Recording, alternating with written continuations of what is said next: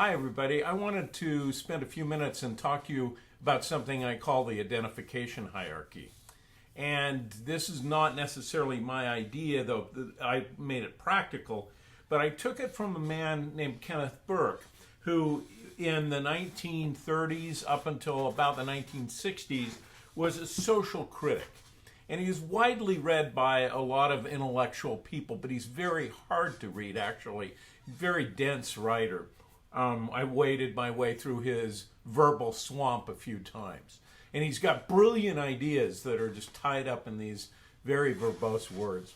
But it's pretty simple when you sort of think of it. What he says humans have two things that they do that they just have to do. Okay, the first thing is about identification. We all have identification markers, things that we put out about ourselves that want to show who we are. I've got my little shirt with the fire department thing on it. I'm not in a fire department, but this was given to me as a gift for a speech I gave, and I wear it with pride because I helped them. I've got my Wounded Warriors flag back there. If I tilt the camera up a little, you can see my team photograph. You can see the awards that I have. These are all identifying factors. We all wear things that identify us. We are physically, our bodies are a script of who we are. So we wear our team hat, we wear our t-shirt, we wear our hair in a certain way to say who we are and what we do. We wear a white shirt with a button-down Oxford collar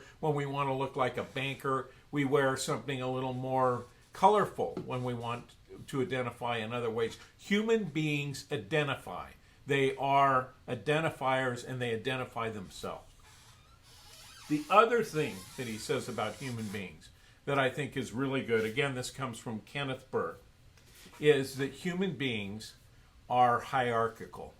That is, that we want to identify in ways that make us better than somebody else. Not just unique, but better than somebody else. And so we're constantly creating hierarchies. We're constantly kind of saying, well, this is better than this, is better than this, is better than this. And so we create things, we create identifications in hierarchies. Let me tell you how that shows up in a really interesting way. Let's just say in my neighborhood, okay? In my neighborhood, there are kind of different kinds of people, but college degree is a really important thing. And so you kind of go around the neighborhood, and if you know the people in the neighborhood, the people who had graduated from college will tell you that they graduated from college in one way or another. They might have their degrees on the wall, or they might say, when I was in graduate school, on the second or third sentence of introduction, they're going to tell you what degree they have. And then the next thing they're going to do is tell you where they got that degree, because where you got your degree is as important as what the degree is.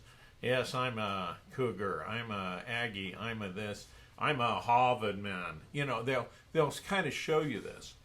In one meeting I was in once, I noticed it was a consulting group, and I noticed that every time we'd get together, the men would, and this was a men thing in this group, would kind of put their left hand up on the table and start to drum their fingers. And I realized what they were doing is showing off their class rings to identify, oh, those are the Harvard people in the room, those are the Stanford people in the room, those are the other people in the room. And Harvard was better than Stanford, not according to the Stanford people, but everybody else was down there on the hierarchy.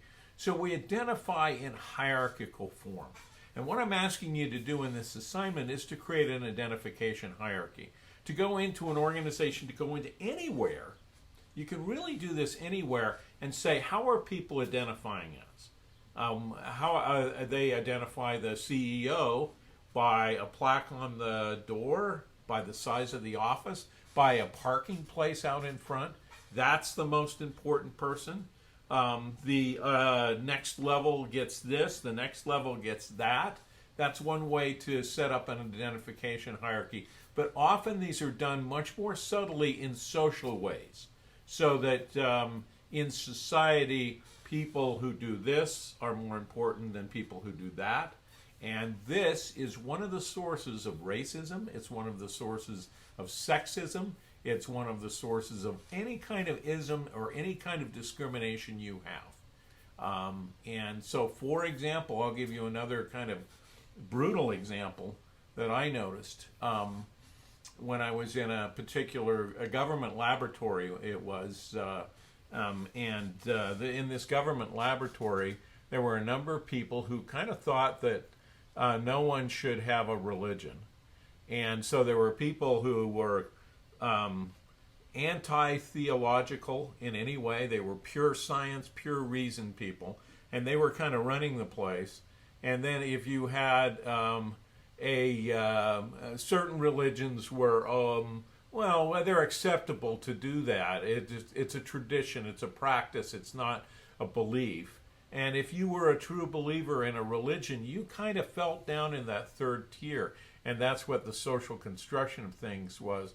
And so there was a lot of discrimination that operationalized itself in that organization because of this cultural value of the people who had succeeded in this particular organization. So those are the kinds of things that I'm trying to get you to identify using this idea of an identification hierarchy.